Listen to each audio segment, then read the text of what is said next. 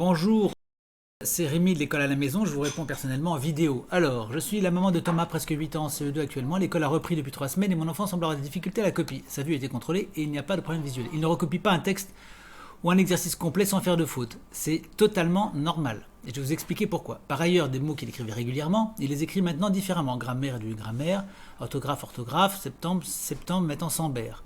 Est-ce qu'une dysorthographie peut être déclenchée ou est-il possible qu'elle n'ait pas été diagnostiquée avant? Ni l'un ni l'autre. S'agit-il même d'une dysorthographie? Non. J'ai demandé un bilan chez l'orthophoniste et voilà. Mais les délais d'attente sont de 3-4 mois, autant dire que l'année sera bien entamée et le stress ne se sera installé pour tout le monde. Merci de votre retour. Alors Carole, vous fonctionnez avec des schémas qui sont proposés par la société et qui sont des schémas faux. Et la solution que vous vous proposez, aller faire un bilan chez orthophoniste, est une mauvaise solution, une anti-solution, une fausse solution. Tout cela, c'est le monde à l'envers. C'est totalement le monde à l'envers. Je peux vous dire, moi je peux faire un diagnostic sur l'école tout de suite. Cette école a un gros problème de compétences.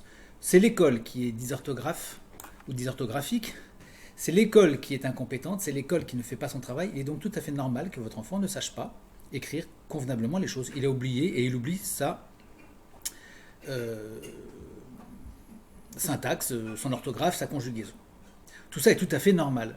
Je peux aussi affirmer, vous voyez, je suis un véritable voyant, je vois à distance, je peux affirmer que dans cette école, on ne fait pas de dictée, on n'apprend pas de vocabulaire, on ne lit pas, on n'apprend pas non plus de poésie, on fait très très peu de choses, ce qui fait que cet enfant ne sait pas.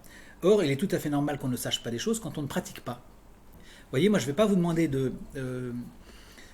faire du tir à l'arc à haut niveau professionnellement si vous n'en avez jamais fait. Je ne vais pas vous demander non plus de chanter un air de soprane, l'aria de je ne sais quel grand auteur, si vous n'avez jamais appris. Je ne vais pas non plus vous demander de faire de la plongée en apnée à 110 mètres de profondeur si vous n'en avez jamais fait. Or, l'école, ne faisant rien, vous êtes étonné qu'il ne sache pas cette grammaire, pardon, cette orthographe, mais c'est tout à fait normal. L'enfant ne pratique pas, et donc forcément il a ses difficultés. Alors du coup, votre solution, c'est de dire qu'il a un problème, votre enfant. Eh oui, il doit avoir un problème, donc il doit y avoir une dysorthographie. Mais vous savez, la dysorthographie n'est rien d'autre et n'a jamais été autre chose qu'un manque de pratique. Tout enfant qui pratique convenablement arrive à avoir une très bonne orthographe. Moi, je ne connais pas de cas d'enfant à qui on ait fait pratiquer convenablement et suffisamment de l'orthographe qui est une mauvaise orthographe. Notre génération entière, enfin la génération qui arrive là maintenant, est absolument, enfin est en tout cas très faible en orthographe parce qu'elle n'a pas pratiqué à l'école. L'école ne connaît pas la technique d'apprentissage, elle n'a pas les compétences nécessaires pour enseigner les enfants. Et c'est une chose que vous devez comprendre, vous devez savoir. L'école aujourd'hui, française, obtient parmi les plus mauvais résultats du monde occidental et de l'OCDE en général.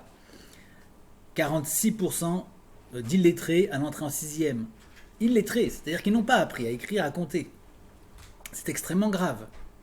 Et nous disons qu'en fait, on devrait plutôt parler d'analphabétisme, puisqu'en réalité, ils ne savent rien, pratiquement rien. Pratiquement rien. Vous posez 3 questions d'histoire à un enfant entrant en 6e, il est incapable de vous répondre.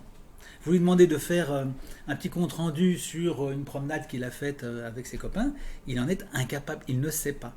Il n'a pas pratiqué. Au même âge, des tas d'enfants dans le monde arrivent très bien à faire tout ça. Des petits-enfants du Bénin sont très bons en français. Pourquoi? C'est pas qu'ils soient plus intelligents, c'est parce qu'ils pratiquent, parce qu'on leur a appris les choses. Alors oui, il y a des cas de dysorthographie, du moins appelés dysorthographie, des cas sanitaires, des enfants qui sont nés avec des malformations, des enfants qui ont eu des accidents de voiture, qui ont eu des traumas. Et donc le cerveau a été atteint et donc il y a des difficultés. Mais c'est en ce seul cas-là que c'est possible.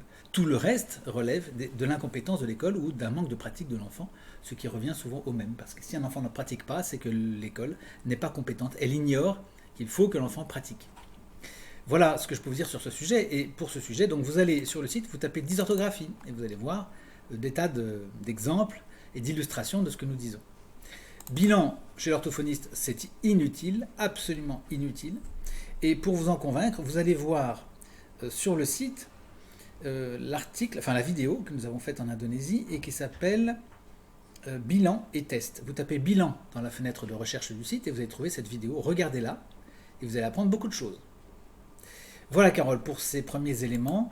On en reparlera ultérieurement s'il vous manque encore des éléments. À très bientôt, au revoir.